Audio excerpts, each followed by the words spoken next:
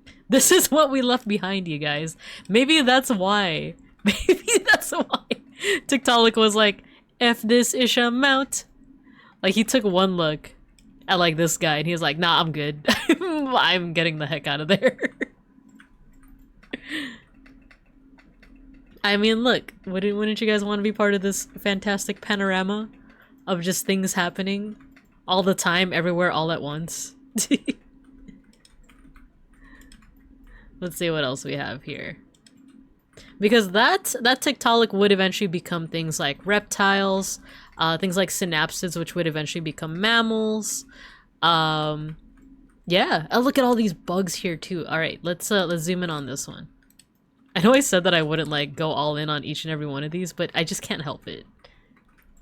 Mom, pick me up, I'm scared. When small fish see big fish coming to eat them, why don't they simply run on the land? Are they stupid? I'm shocked at how detailed all the models are. Yeah, right? I love it. Like, especially like things like the bugs where you could see like every little minute detail of their wings, right? Fellow bugs, yeah, look. So this is Carboniferous? Is this Carboniferous? It is. This is the Carboniferous period where there was a lot of oxygen in the air because this is the first time that you saw like plants also coming to land. And they would grow and grow and they would produce all this oxygen without other creatures absorbing the carbon dioxide. So the atmosphere at this point had a lot of oxygen. And more oxygen means that bugs are able to grow a lot bigger. Right now, bugs are actually very debuffed. They're actually nerfed because of the oxygen content in the air. If there's a little bit more, they would actually be able to grow even bigger. So that's why during this time period, you see gigantic dragonflies. You see these big old centipedes. These guys are pretty small, actually. Look, it's a cockroach. A centipede. I actually don't know if this is a centipede or not. And something else. I don't know what that is. I don't know what all of these are. But they're humongous because of the oxygen content. But now, there's a little bit less oxygen because now there's more organisms that are able to absorb the oxygen and excrete, you know, well, we don't literally excrete it. We breathe it out, but carbon dioxide. The carbon dioxide is food for the plants, etc., etc., etc. Reject mammalian class. Return to chordata. If only. Bug is shrimps?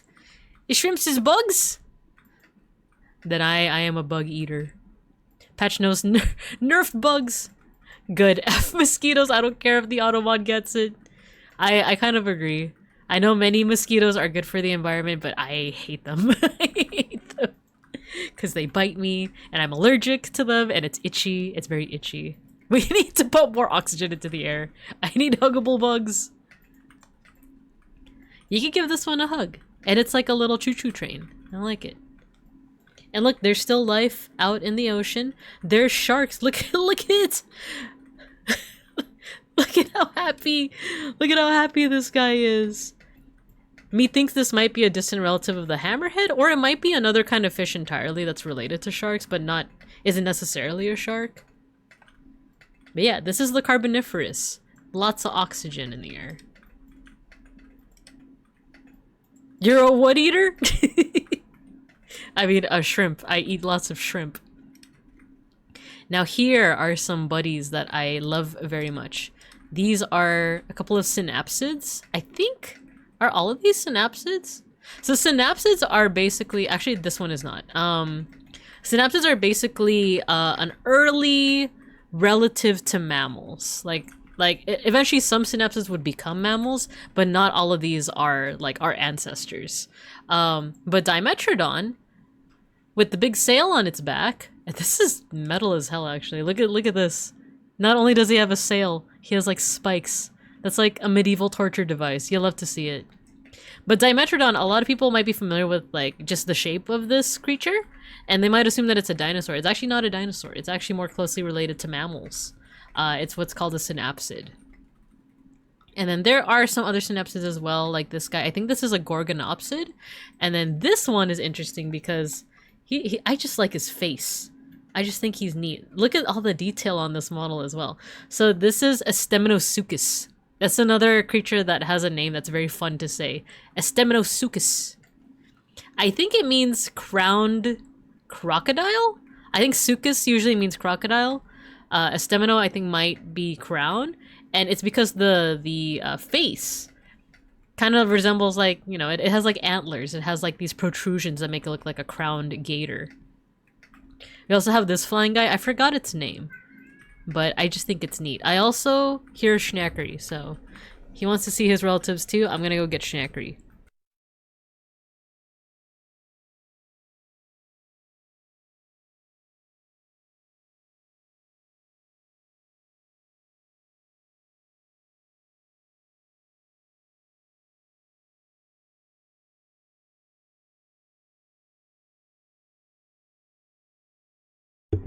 Return of the King! He's back. In Pog form. I also like this one. I forgot its name, but it's funny because it's just built like a tank.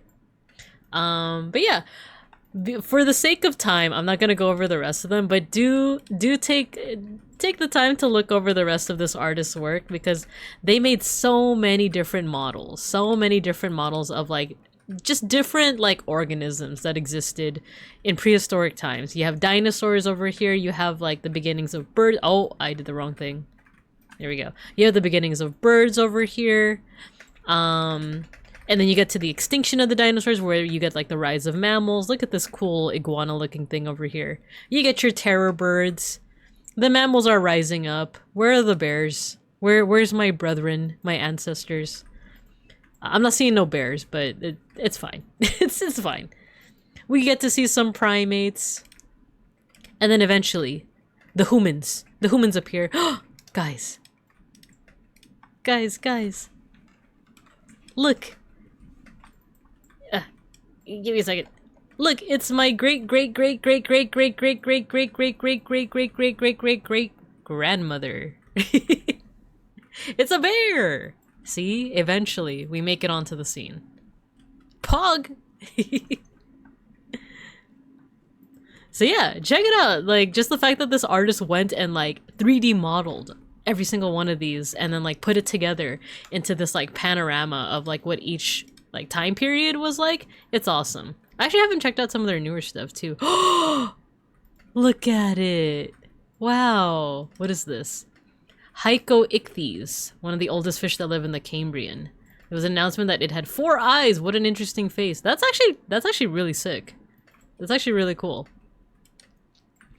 Say hello to your ancestors, everyone. Well, I actually don't know if this is related to everyone, but it'd be cool to think about. We got some 4-eyed ancestors.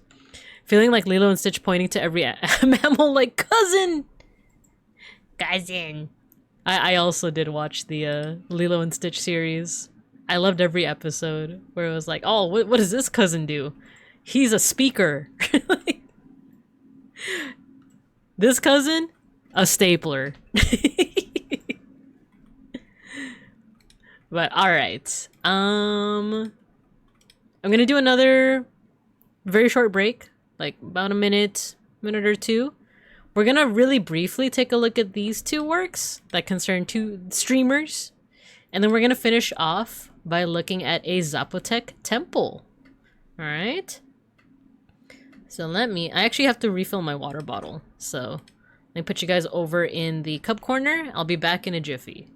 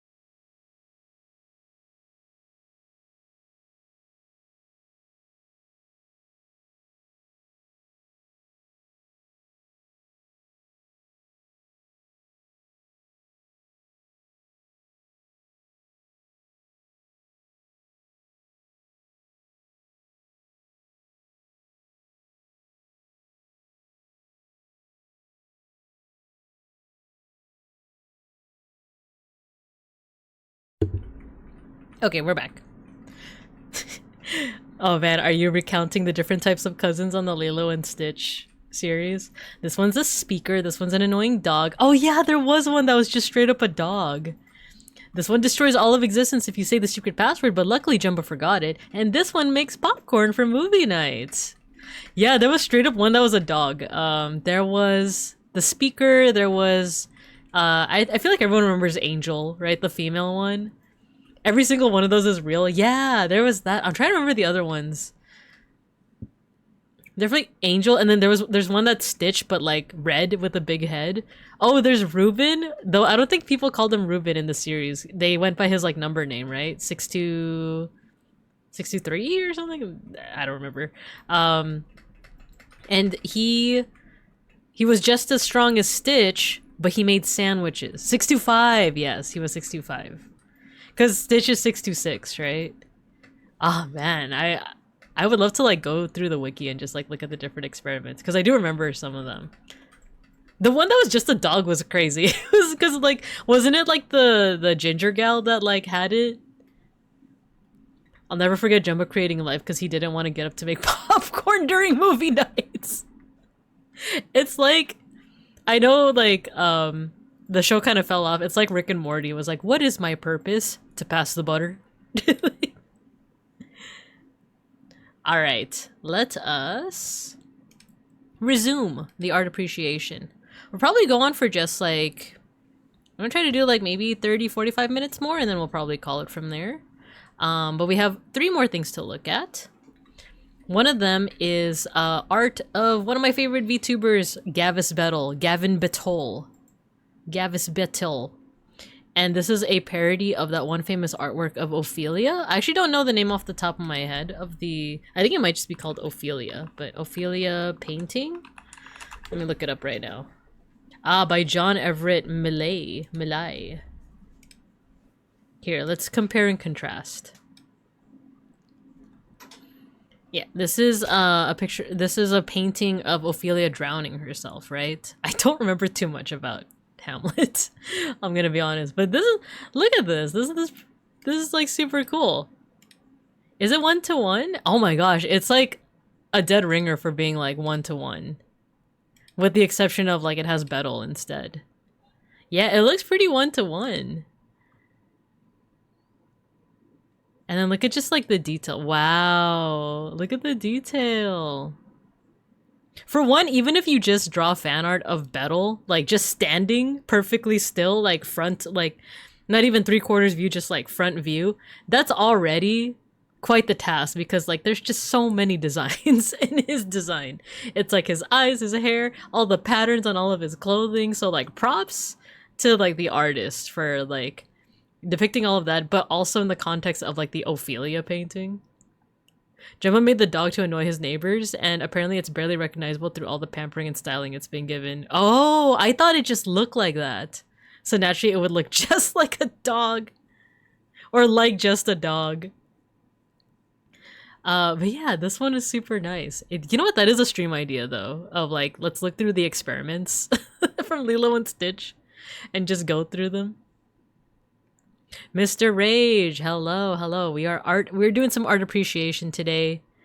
We looked at some pretty cool art. We're gonna actually end off with looking at a new Zapotec tomb that was unveiled not too long ago.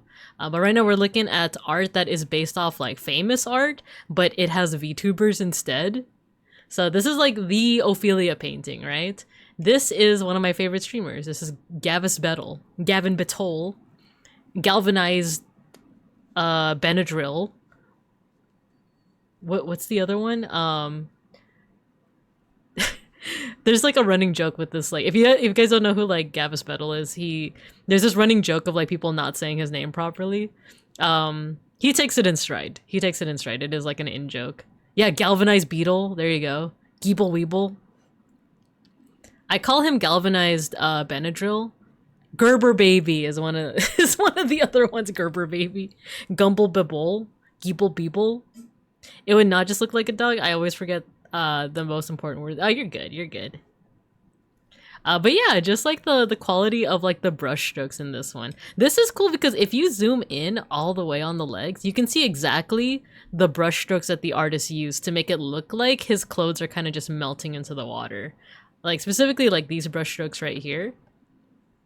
And then you also have like all the flower. This too, like just like the legs are such a good illustration of like art, especially painting, is literally just a series of brush strokes. And it's just like convincing enough that when you zoom out, it gives us the illusion of like clothing, of folds. Bingus autocorrect. I'm partial to Bingus personally. I love Bingus. Geriatric beetle.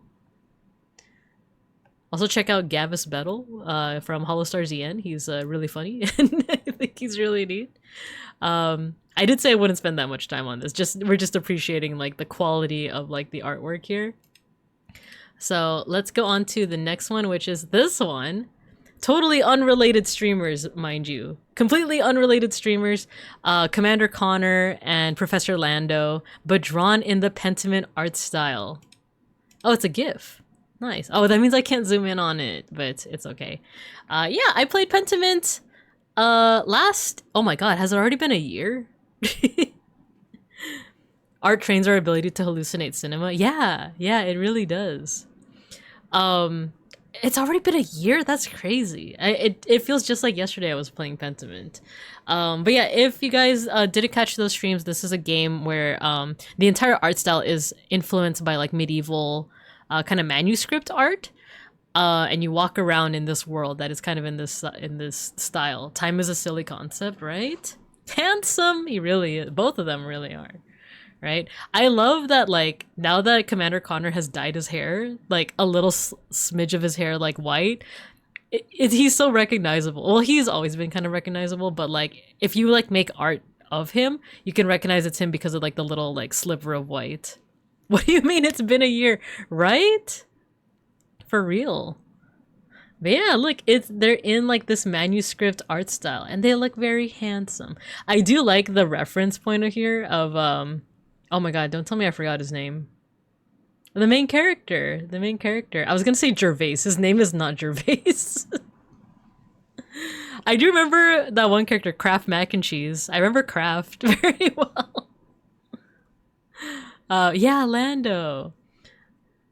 Waiting for fashion to come full circle and bring back medieval fits. We gotta be the change we want to see in the world, Mr. Rage. We gotta start it. You forgot Andreas. It was Andreas. Yes. Because, like, I think, yeah, it does look very heavily inspired by, like, the portrait of Andreas. Man, that was such a good game. I should play it off stream for, like, to like, explore the other routes and stuff. Pull up to the function with the monk haircut. There you go. The tonsure, you know? We gotta be the change we want to see in the world.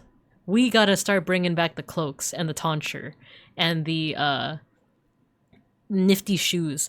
Men have to start wearing leggings again. Guys, come on now.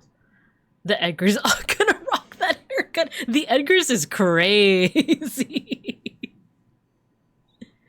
Oh, I know exactly what you're talking about, too.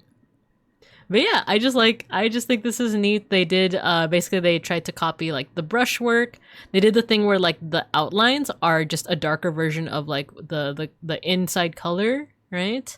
It looks like the color on the inside is painted on, right? It's not just like a solid color. There's like some variation that kind of makes it look like brush strokes. So all around, fantastic job. Oh yeah, that's from South Cell. I feel like I've seen this person's art before, have I not? Did I follow them? Yeah, I've definitely seen this person's artwork before. Oh, this is so cute. I love Best in Jest. What the... Okay, I'm not gonna... We're not gonna look at that right now. Alright. Like I said, I would just be pretty short with that one, but let's go ahead and end off our art appreciation with a new unveiling recently. Let's see, archaeologists have discovered a 1400-year-old Zapotec tomb in southern Mexico, adorned with complex carvings, which has been called the most significant archaeological discovery of the last decade. So yes, this wasn't necessarily like discovered recently, but more so like the findings of this tomb where you love Sal's work. Yeah, I saw their username and I'm like, I feel like I've seen a lot of their work before. But yeah, the findings have just been like kind of like announced to the public, basically. So now people know that this tomb exists, and now we have these really cool pictures of things that are in this tomb. A sculpture of a man's head inside of the beak of an owl is thought to represent the individual buried inside the tomb. Let's find out more. I am gonna read a little bit through the article because, like I said, this is kind of my first time also like reading through this. The face looks like a retail worker seeing a Karen walk in. Like, ay, Dios mío, her again. We'll read a little bit through the article and then we'll actually like take a good look at each of these pictures and see what we can find from there. So, located in San Pablo Huitzo in the state of Oaxaca, a tomb built by the Zapotec culture in around the year 600, according to the statement from Mexico's National Institute of Anthropology and History, INA, last week. Among the many well-preserved details are a sculpture of an owl that sits above the entrance to a burial chamber. A sculpture of a man's head can be seen inside the beak, possibly representing the individual who was buried inside. Hundreds of thousands of Zapotec speakers still live in Mexico to this day, and in Los Vincos. There's actually like a fair amount of people who speak Zapotec and Maya language that live in LA, in Los Vincos. I know because like one of the programs that I work for, they actually go out to like these schools. Though sometimes they do have difficult times because the neighborhood, that part of Los Vincos can be kind of hard. But there is like a healthy amount of people who speak Zapotec, who speak Maya, who speak all of these like indigenous languages that live here. On one hand, this is fascinating, but on the other hand, I'm kind of like, bro, can we leave these people's graves alone? That's a good point, right? The fine line between archaeologist and grave robber. Exactly. I mean, have you seen the British Museum? Tomb has been hailed for its high level of preservation. The site is home to multicolored murals featuring symbols associated with power and death. At the threshold to the burial chamber are these carvings of two human figures holding various artifacts in their hands, who may have been the guardians of the tomb. And inside the burial chamber itself is an extraordinary mural in ochre, white, green, red, and blue, showing a procession of people carrying bags of copal, a tree resin burned as incense during ceremonies. I wonder if this also lends itself to the name of the city, Copal? But I'm not sure. Mexico's President Claudia Sheinbaum highlighted the importance of the discovery. It's the most significant archaeological discovery of the last decade due to the level of preservation. Tells us about Zapotec culture, social organization, funeral rituals, belief system preserved by architecture, and the murals. And I kind of get it. Do you mean the British World Artifact Repository? Oh, jeez. What's that one joke? Like, do you guys know why the pyramids at Giza are in the pyramids of Giza, are in Giza, Egypt? Or I kind of flipped it. Do you guys know why the Egyptian pyramids are in Giza? You guys know why? Because they're too heavy to be lifted over to the British Museum. But because they could if they would. I'm gonna say that right now. Oh yeah, so this whole thing of like the social organization, funeral rituals, and belief system. On one hand, it is cool that now we get this information because now we have access to this tomb. But also on the other hand, like I said, there's still a lot of people nowadays who identify as Zapotec, who speak the language. So it's like, I feel like they might also have a little bit of information about this. And granted, yeah, maybe a lot of that information has been lost to time, right? Because of colonization or just because that's how time be sometimes. But at the same time, it's like, I wonder if these findings are being used in conjunction with like the like modern day information that these communities have, you know? Let's see. I feel like there must be more cursed tombs out there to keep people in check. So instead they ate the mummies there. Not me waiting for the current billionaire class to make extravagant graves buried with their wealth so I can do some research.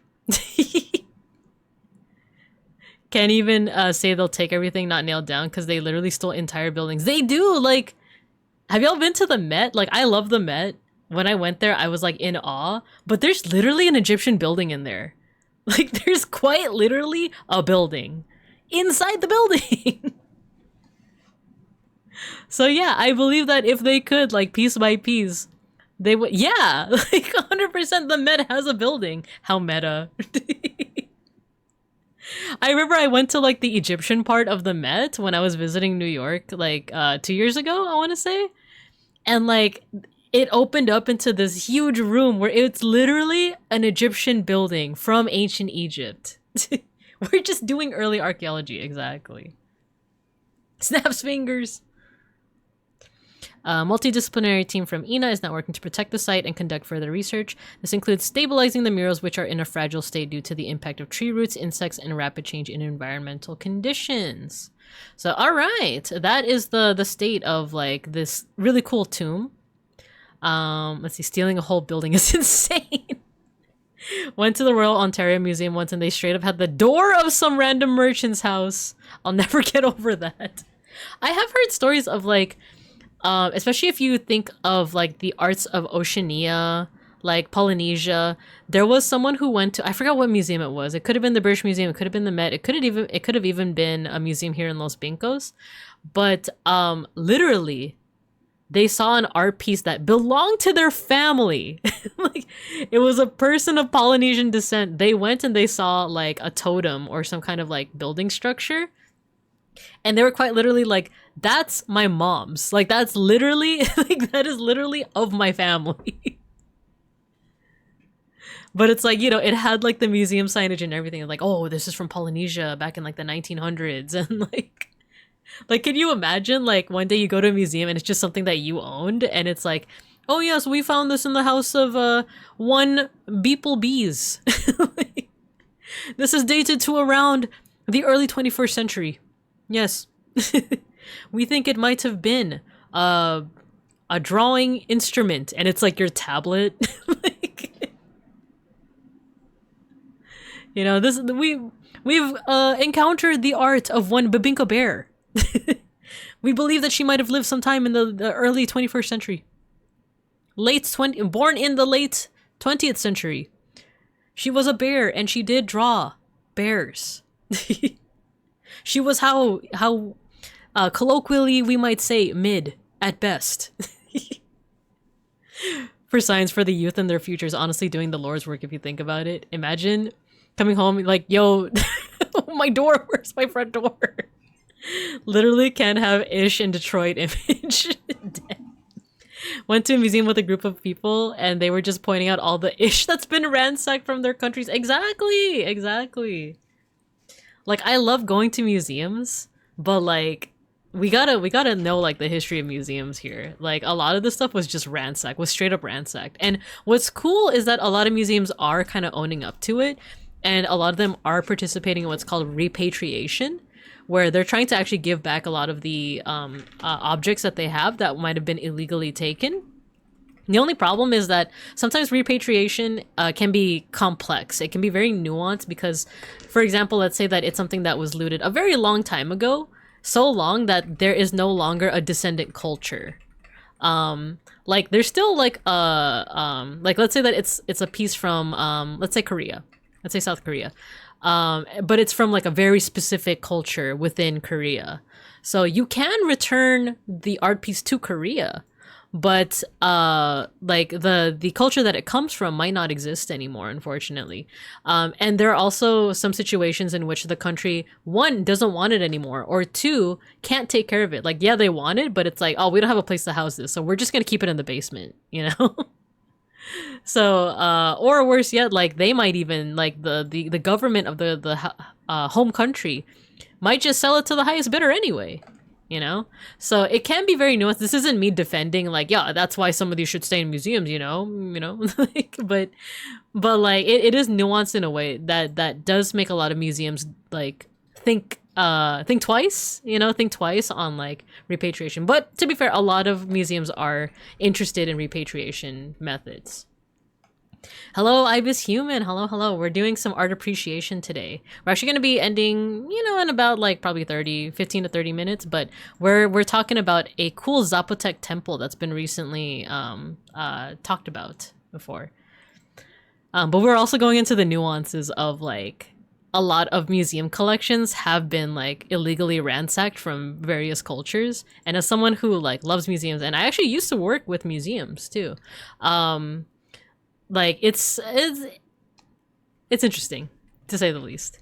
Let's see. One girl was like, yeah, literally all these ancient books were stolen, which left her own country with nothing left for their own museums. There you go. Exactly. Let's see. Never ask a man how much he earns, a woman her age, or a Mexican where the headpiece of our last Aztec emperor is. Well, now you got me curious. Just stopping in while I study. Happy studying. Happy studying. If you're studying art history, hopefully this will be of some help. But otherwise, I hope you hope you enjoy yourself. Sounds like the British. It's everywhere, actually. It's a little bit of everywhere. I was just telling the Babinkubs how I went to New York about 2 years ago. I visited the Met Museum, which I love, which I adore. Like, the collections there were just amazing. It was so cool to just see so much different art all over the place. But there's literally a room where there's like an Egyptian building. Like, there's literally a building inside the building. I was human. I literally told that joke. I told that same exact joke earlier in the conversation. Museum insert Kevin James shrugging. Yeah, exactly. Yeah, the Babinkubs. That's the name of you guys. You guys are the Babinkubs. Museums on their way to steal your grandma's ashes and toss it into their basement for the next 100 years for safekeeping. Exactly. I read stories where museums would return them by then buy back the things they've stolen, something akin to reparations to families of things they've stolen from a nice sentiment, but let's try not to steal things in the first place. Exactly. So like it's very nuanced because of like the just like the complexities with repatriating, and then like the whole idea of like, oh yeah, then we get to buy back the artwork because this is coming from like an impoverished nation, a developing nation, you know. So it's dirty in many ways. There are groups that are trying to kind of like right a lot of wrongs, but with the way things are, it's hard. But with that said, let's go ahead and take a look at some of these cool things here with the Zapotec temple. So yeah, we do have a figure here. I just love, when it comes to like non-Western art, I feel like a lot of people, not a lot of people, but a lot of people that like haven't really like studied the art history as much will assume that like, oh, it's just Western art that is good at photorealism of like depicting an actual person. All the other cultures, they just do like generic faces, you know. It could be anyone, but there's so much evidence against that. There's so many cultures that are very well versed in like photorealism in their sculptures, in their paintings, but also in a lot of cultures that's not even the goal. Like, not every, like, photorealism is a cool goal to attain in art, but it's not always the goal for every single culture and artist out there. But nonetheless, it is pretty impressive when you do see something like this where this looks like an actual person. Like, this doesn't look like a generic guy. This looks like a person that actually existed. Like look at the shape of the nose. Like, look at the way that the eyelids are drawn. In fact, one of my favorite types of Mesoamerican art, actually, is it Mesoamerica? No, it's Moche, so it's South American. I love Moche art. Moche portraits. I'm gonna show you guys something real quick. We've gone over the Moche portraits before, but I just dig it a lot, because this is such a good look at like this idea of like individualized faces and photorealism in art. So these are called the Moche portrait vessels, and this is the north coast of Peru. And what's really impressive about some of these vessels is that we actually see the same person. I don't know if he's here. I think it's this guy. Might be the same as, oh, is it this guy? There's an individual who has multiple portraits of themselves, and you can identify him by the fact that he has a scar on his lip. So, like, I don't know if it's this guy, but there is, like, a portrait of, like, a specific guy in this culture that, like, has a scar on his lip, and he not only has a portrait of himself as, like, a young man, but even as an older individual. So, like, you have evidence that this is, like, an actual portrait of someone. It's not just a generic face that the artist just, like, made. They were looking at a model, and they were sculpting exactly what they saw. So this guy has a scar on his lip. So, like, I'm gonna sculpt in the scar. So it's just cool. I just think that that's really neat, that like you get like individualized portraits. Like, this isn't just like a random face. This is the face of someone who actually existed, you know? So this might be the same with this. Like, the nose seems to be a really cool defining features. You also see like their ears have like these large spools in them. You would see this in a lot of Mesoamerican cultures as well, that these gigantic earrings that were kind of markers of like nobility or aristocracy. And then I think something really interesting is going on with the mouth and the lips too. I don't know if there's this is supposed to be a depiction of like buck teeth, or just protruding teeth, or if there is something in their mouth. But that's also pretty cool too, that they sculpted out, most likely out of stone, right? Most likely out of stone, like the full lips, something in their mouth, which, like I said, might be buck teeth. Certain Mesoamerican cultures did value buck teeth as like one of those like attractive features. And I also realized I need to catch up on chat. National Treasure is all over again. Loki, the whole stealing of civilizations is basically the original plotline of Brainiac. Interesting. The guy genuinely looks so cool. The Kilroy of Moche people. Exactly. A lot of smaller art was made by the common man, also not artists per se. That too. Like, there is like an interesting not divide, but like the line between like who was like known as an artist in their culture and in their time versus who was just like a dude that like he was just a guy that like this was just their hobby, right? And also like the line between like an artist versus like a craftsperson, you know? If someone were to let's say that you have a hammer that was made this year, 2026, and then millions of years from now, you know, humanity might be extinct, all life on Earth might be extinct, maybe aliens come and they find this hammer, you know? The person who made that hammer, do you think the aliens would call that person an artist? Or would they call them a craftsperson? Or would they call them just a regular guy? You know, it's questions like that, you know? Whereas like we might just be like, oh, like a carpenter made that hammer. But like the aliens might be like, oh, who is the artist that made this art piece, you know? What if that was their OC? Why does he give me the vibes of a drag queen? I mean this in the most positive way. I don't know, he's kind of serving, right? I think for me it's the heavy lidded eyes, like the heavy lids. And I think it's like the pursed lips, you know? He's kind of serving. I hope my niece's third grade art survives us and the aliens just put her art on display. I would hope so too. Like, I would hope that like, that's what, I'm sorry, I know we talked about this before, but like, I gotta talk about Onfim. I gotta talk about the art of Onfim. This was a Viking child. This was a child who lived in, I think, Novgorod? Yeah, 13th century, so like the 1200s. This is his like homework assignments. This is like, and his doodles. This is a child's doodles. And this is him being like, this is me as a knight slaying like another knight, you know? And there's something so just like warm about that. There's something so like the fact that this guy's little doodles survived, you know? This is his homework. This is him practicing how to write. But these are also like some doodles here of like, this is like the great beast that I must slay. Oh, here. Onfim's homework exercises and I am a wild beast. Right? Isn't this so cute? Like, this is so cute that like we have like these like very endearing images of like something that like it's like a nice peek into what life was like back then for this child. I think there's another one where it's like, this is like me and my friend or something like that.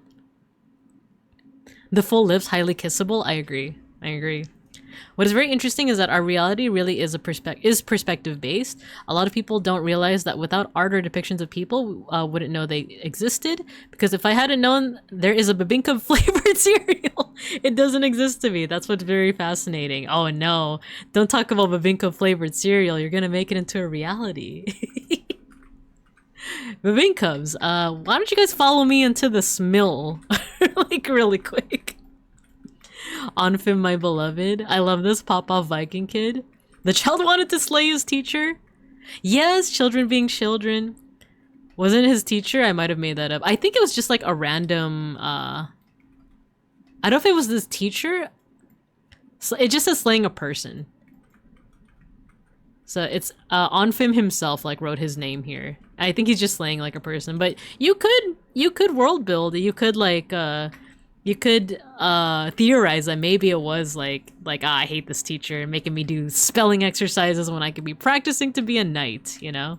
Oh, here's the actual drawings here. This child went on to lead entire fleets. Kids draw humans literally the same way throughout all of history. I love that. Like, I like that it's just like a person with like the 10 fingers, right? Making headcanons about this ancient child. Yeah. Exactly. So let's see. Exit out of that. So yeah, that's the art of Onfim. Let's see what else we can find. This reminds me of like glyphs. Like we've studied Maya glyphs before on stream. This does remind me of like kind of the kind of motifs, art style you would see with these glyphs. You do see like profiles sometimes. This looks like a person with, once again, those big spool earrings that would imply that they are either royalty, nobility, aristocracy, or, you know, maybe even a warrior class. I'm not too well versed about like Zapotec culture to know like how much they valued their warrior class. You know, one would assume that like maybe they did. Ooh, can we zoom in on this one? I'm seeing more side profiles. Okay, it's loading. Threshold to the burial chamber is decorated with complex carvings. Can we zoom in? We can! Look at this art over here. Oh, I can't move more to the side. It's very geometric. It's very geometric. Like, everything seems to be like look at the way that the arms are. They're kind of rectangular. The fingers are very rectangular. It does kind of remind me of glyphs in a way. This does look like a person. I can't tell their gender or gender expression, but it looks like a person with like their arms outstretched on either side of them. They seem to be wearing, this could be a belt, it could be a skirt, or it could just be like stylized, you know, emblems. It looks like they're also wearing a headdress. So it kind of looks like they're like, their arms are outstretched, but they're also holding something. I don't know what that would be. Maybe some kind of weapon. We're also seeing their legs are kind of like spread apart. It almost looks like they're holding open like the threshold of like, you know, the threshold that we see here, right? But they could also just be holding something in their hands.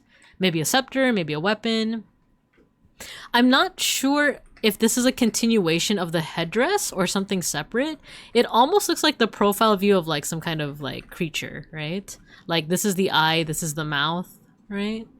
But I'm not entirely sure. It could be a headdress because like if you look at a lot of headdresses from Mesoamerica, they're huge. Like if you look at the crown of like the Aztec ruler, it's like humongous.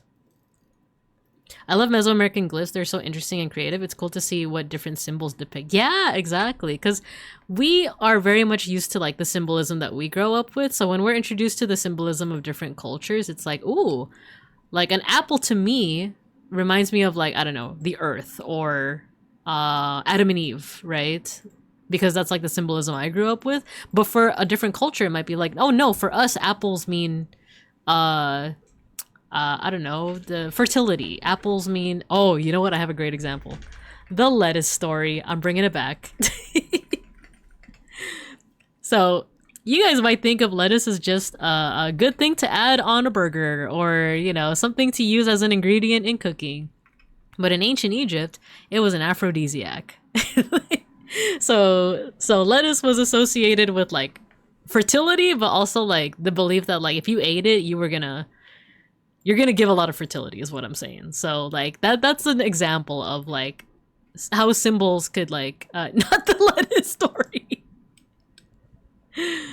This is just an example of how like different things can symbolize different ideas across cultures. Oh my. Not eating lettuce anymore. Yes, it's the story with Set. Yeah. I won't say the myth again, but yeah, there's a myth relating to the Egyptian god Set and lettuce, and yeah, that's all you need to know. That's all you need to know about that. I'll let you guys look that up yourself. Let us partake. Oh gosh.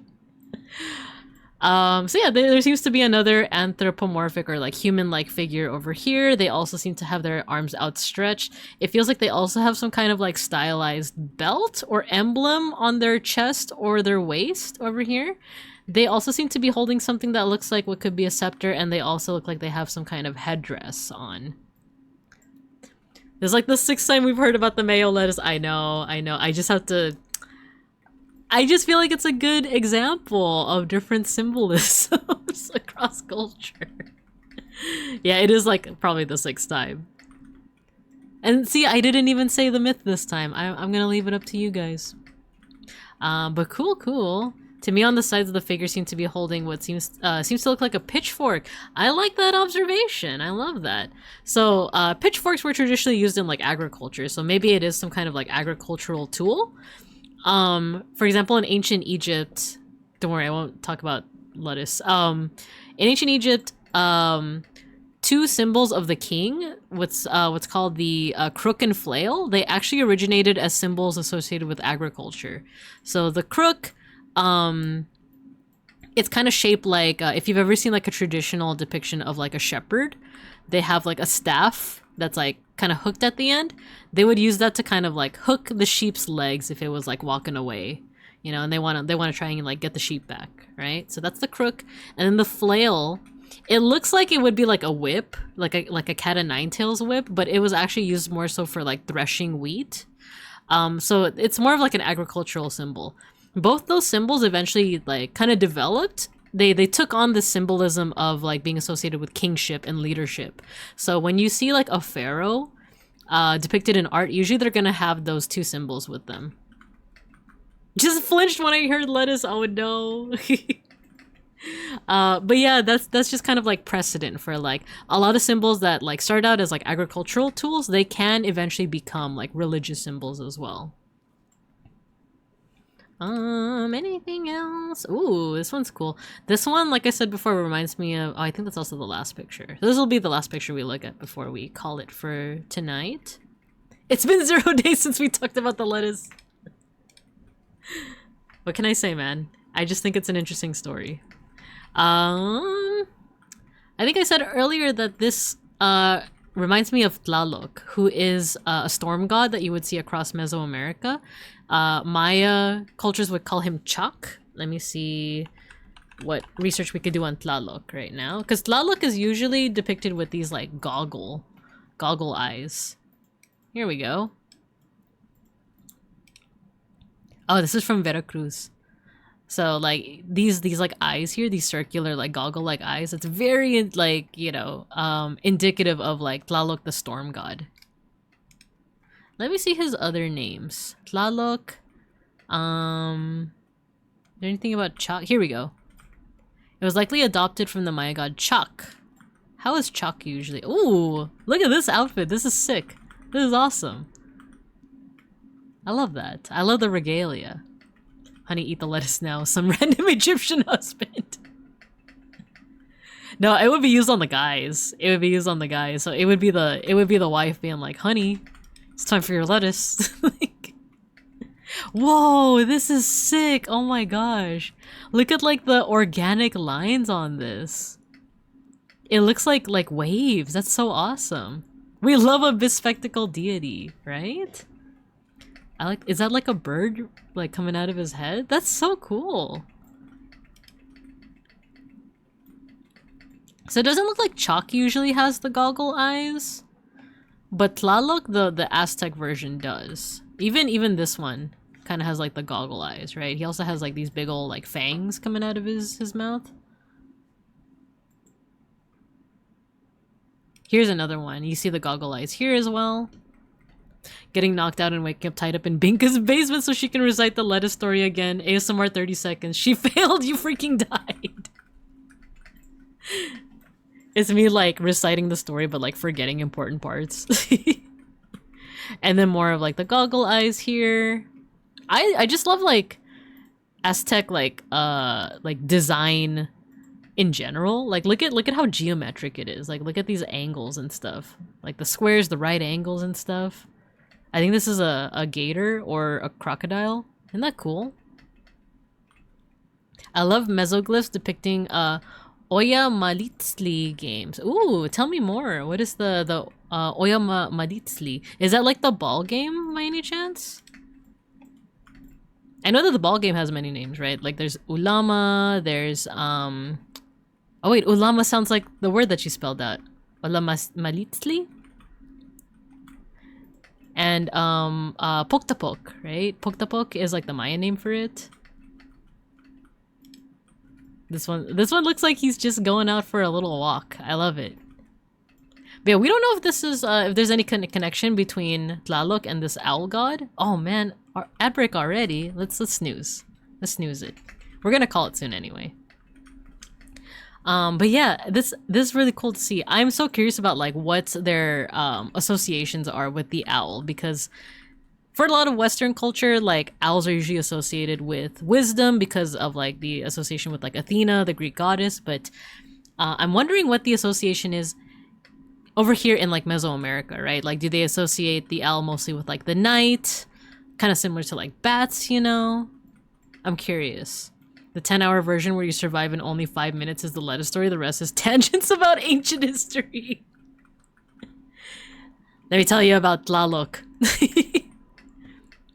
I feel like I could talk a lot about well, Egyptian stuff, but also it's like, let me tell you about my buddy Sobek. He is the crocodile god of the Nile, god of crocodiles, rivers, and lettuce.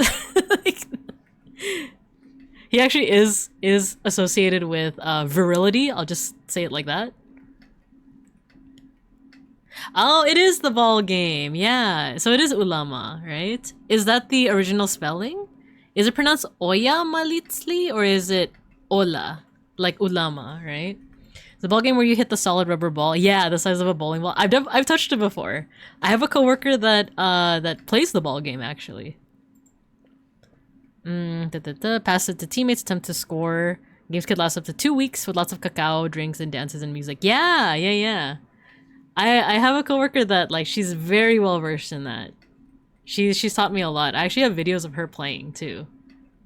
Teacher, may I go to nap time corner? I'm EP. Yeah, you know what? Let's go ahead and end it off. We can end it off here. Thank you everyone for recommending all of this cool art. I hope you guys enjoyed all of the yapping. But yeah, if you guys have to go, feel free. We are still gonna do our end of stream tradition, our mosh pit. But yeah, we looked at a lot of art. We looked at, actually we can, I mean, recover some of the tabs that I closed. We looked at a lot of dinosaur stuff. I got freaking jump scared by Succubum Baptist again. Yeah, good night, Alpaca. Good night. I love the scene from El Dorado where they play the ball game, right? So yeah, we looked at some Zapotec temples. We looked at some Aztec gods. We looked at some VTuber art.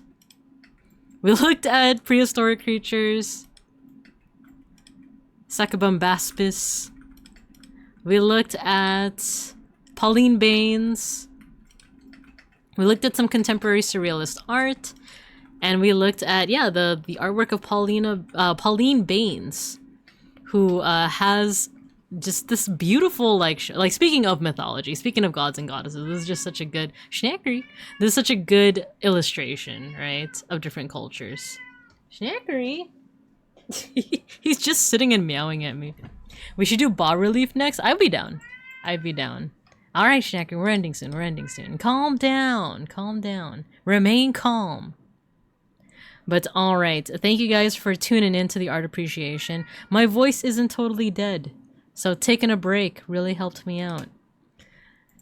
Alright guys, we have our end of stream tradition, our end of stream mosh pit. All you gotta do is, once you hear the music, this is System of a Down Chop Suey. I think Matthew recommended this one, right? Twisty, hello, you're just in time for the mosh pit. All you gotta do is when you hear the music, go ahead and start spamming your favorite emotes, and then I'm gonna make your little stream avatars on the floor fight each other. There's no correlation between who spams the most emotes and who wins the mosh pit. It is not rigged. It is RNG. Thanks for the stream. Yeah, just follow along. Seishun, you got your sticker. Once you hear the music, get to moshing. There you go. There you go. Alright, I'm gonna make your little avatars fight each other. Make sure to get it this time. Makeup!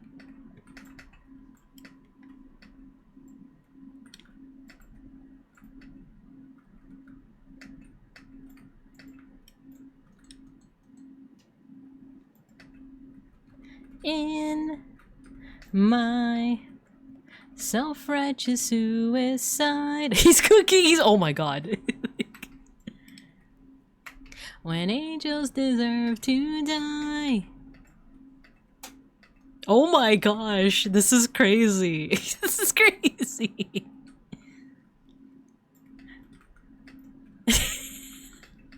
Oh my god. You wanted to. You wanted to. You wanted to. You trust. He's making chop suey amazing. Self-righteous suicide. I cry when angels deserve to die. Self-righteous suicide.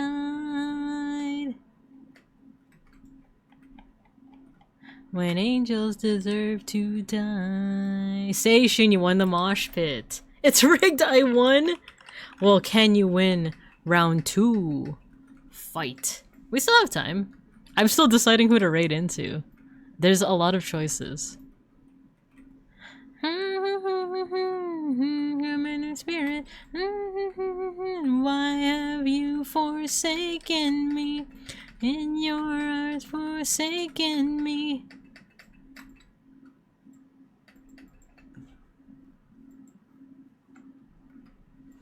Mia.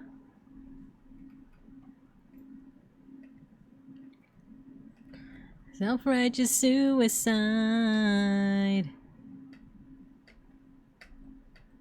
When angels deserve to die. Who to raid into? We'll do Jiro. Let's do Jiro. Cry when angels deserve to die. Good job. And Peg School, you're the winner of the second round. Good job. Good job. Stop. Wait, stop. We're gonna raid into, oh, that's funny, you could see Jiro. We're gonna raid into a fellow bear. You're going from a sun bear, me, to a moon bear, Jiro. He's currently playing, what is this, Factorio? He's playing Factorio right now. So, let's see. Oh, by the way, I have a stream tomorrow. It's a study stream. We're gonna be studying stuff together. I still haven't decided what we're gonna study, but we're gonna study something tomorrow. So, I'll see you guys tomorrow morning. Thanks for the stream. Thanks for tuning in. Thanks for tuning in. I appreciate you guys. I like that you guys also like to appreciate art with me. So thank you for stopping by. I hope you guys have a good morning, afternoon, and evening. And as always, I'll see you guys when I see you guys. Congratulations, everyone. There was a discount on rigged and dope today. How nice. Oh my gosh. Time for bullet cereal at 12 a.m. Yeah, that's the raid message. That's the raid message. All right, I'll see you guys tomorrow. Bye-bye. We raid.